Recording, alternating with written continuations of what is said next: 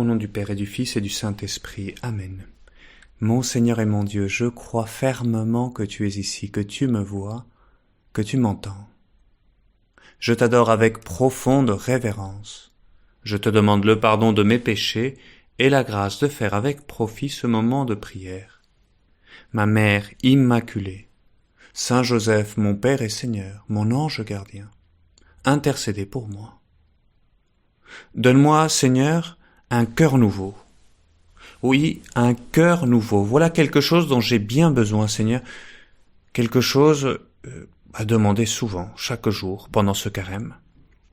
Parce que si effectivement, depuis quelques jours, nous avons commencé à parcourir ce chemin de conversion, avec le désir d'en profiter pour grandir, et nous avons pris des belles résolutions de lutte pour avancer, eh bien, à force est de constater, cependant, aujourd'hui, que ce que le Seigneur attend de nous vraiment dans cette conversion du cœur, ça nous dépasse totalement. Et sinon, écoute les paroles mêmes du Seigneur. Vous avez appris qu'il a été dit « Tu aimeras ton prochain et tu haïras ton ennemi ». Eh bien, moi je vous dis, aimez vos ennemis et priez pour ceux qui vous persécutent, afin d'être vraiment les fils de votre Père qui est aux cieux. Aimez vos ennemis. Voilà la mesure de la conversion que le Seigneur nous demande. Une conversion sans mesure humaine possible. Ici, il n'est pas simplement question de laisser tomber telle mauvaise habitude ou de faire un pas ici ou là pour grandir dans un domaine particulier. Tout ça, c'est bien, mais c'est pas assez face à la radicalité de l'appel du Seigneur. Aimez vos ennemis. Voilà quelque chose qui me dépasse en tout cas, effectivement. Parce qu'il ne s'agit pas d'aimer d'une manière simplement humaine. Le Seigneur même nous le dit, si vous aimez ceux qui vous aiment, quelle récompense méritez-vous? Les publicains eux-mêmes n'en font-ils pas autant? Si vous saluez seulement vos frères, que faites-vous d'extraordinaire? Les païens eux-mêmes n'en font-ils pas autant? Oui, c'est déjà très bien d'aimer nos frères, de leur vouloir du bien, mais ce que toi tu espères voir surgir en nous, Seigneur, à ta suite, c'est quelque chose de radicalement nouveau. C'est un amour à la mesure de Dieu ton Père, à la mesure de ce « soyez parfait comme votre Père céleste est parfait ». Et c'est pourquoi nous te demandons, ces jours-ci, au début de notre prière, donne-nous un cœur nouveau, Seigneur, un cœur capable d'aimer à la manière de tout un Dieu qui est amour, de tout un Dieu qui nous demande d'aimer d'une manière radicalement différente.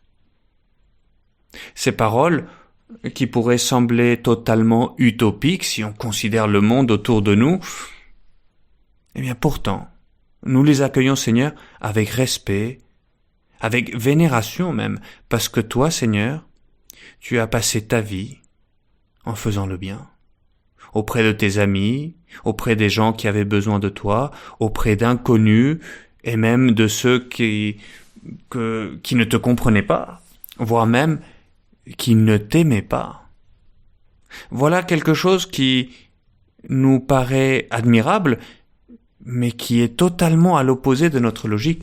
C'est que nous sommes trop souvent dans une logique de l'action et de la réaction. C'est-à-dire, tu me fais du bien, parce que tu m'apportes de bonnes choses, eh bien, moi aussi je t'aime.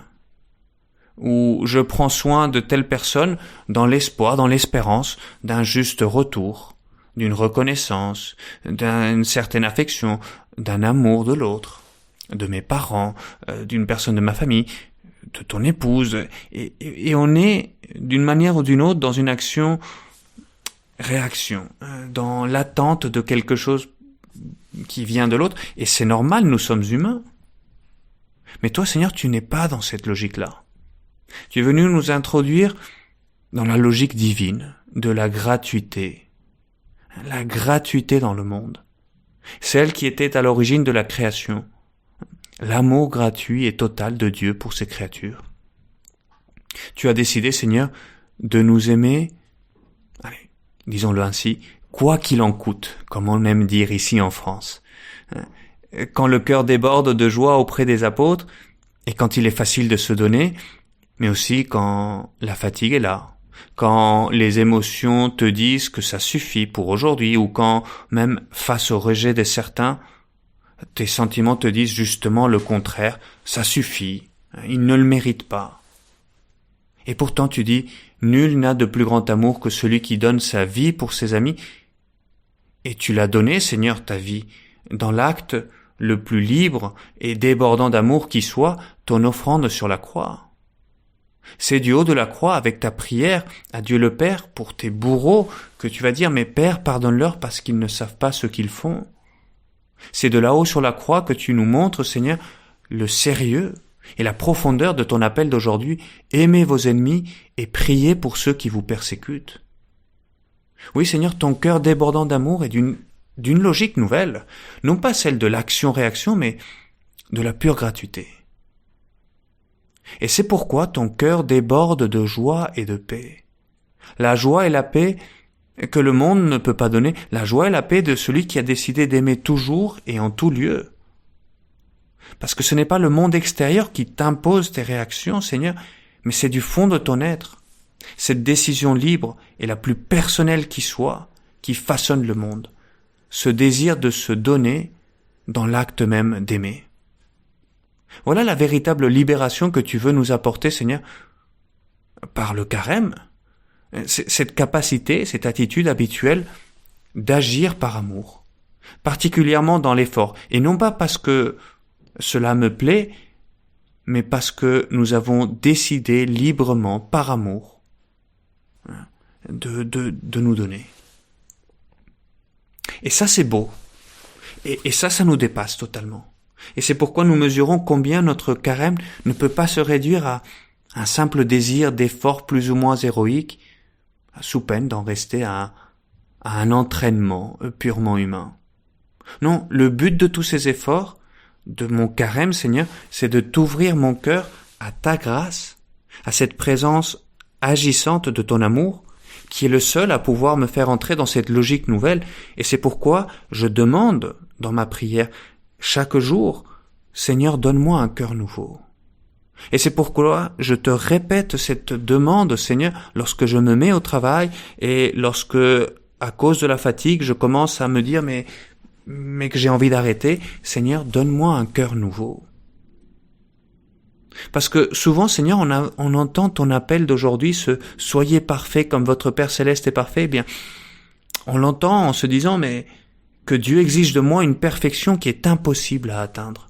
Tu en demandes trop. » Mais c'est que ce « Soyez parfaits », il faut le comprendre pour ce qu'il est vraiment. Non pas dans un sens actif, être parfait par soi-même, par mes propres efforts, mais un participe passé. Soyez parfait, ça veut dire laisse-toi faire, laisse-toi parfaire.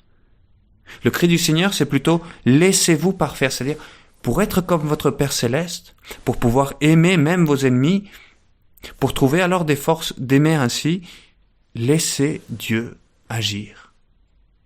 Et alors oui, on pourra trouver des forces en toi, Seigneur, pour aimer gratuitement et malgré tout. Heureusement, les saints sont là pour nous prouver que en toi, Seigneur, cela est bel et bien possible.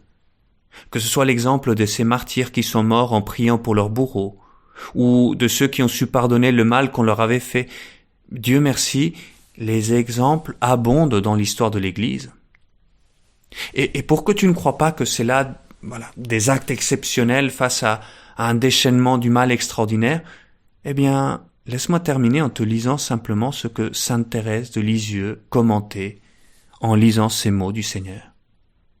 Elle disait « Sans doute au Carmel, on ne rencontre pas d'ennemis, mais enfin, il y a des sympathies.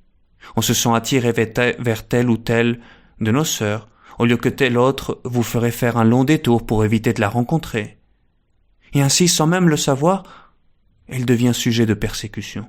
Eh bien voilà, Jésus me dit que cette sœur, il faut l'aimer, qu'il faut prier pour elle, quand même sa conduite me porterait à croire qu'elle ne m'aime pas. Voilà ce que tu veux, Seigneur, de moi aujourd'hui. Aimez vos ennemis et priez pour ceux qui nous persécutent, pas simplement pour ceux qui me font du mal ou qui m'en ont fait, je te prie pour eux, mais aussi ceux qui me veulent du bien, mais qui ont leurs défauts. Eh bien, donne-moi, Seigneur, de les aimer comme toi, tu les aimes. Comme toi, Seigneur, tu me les as confiés, et non pas comme je voudrais qu'ils soient. Donne-moi de les aimer avec leurs défauts, avec leurs faiblesses, et avec mes fatigues à moi, parce que c'est ainsi que tu me les as confiés pour que j'en prenne soin, Seigneur. Et Thérèse concluait en disant « Et ce n'est pas assez d'aimer, il faut le prouver. » Eh bien, voilà, en m'appuyant sur tes paroles, Seigneur, les paroles du Notre Père, où tu nous dis de te demander de nous pardonner nos offenses comme nous pardonnons à ceux qui nous ont offensés, eh bien, je termine en te demandant, Seigneur, donne-nous aujourd'hui notre pain de ce jour. Donne-moi cet amour quotidien, Seigneur. Donne-moi ce cœur nouveau pour aimer gratuitement, toujours, dans le concret, même quand ça coûte, comme toi, Seigneur.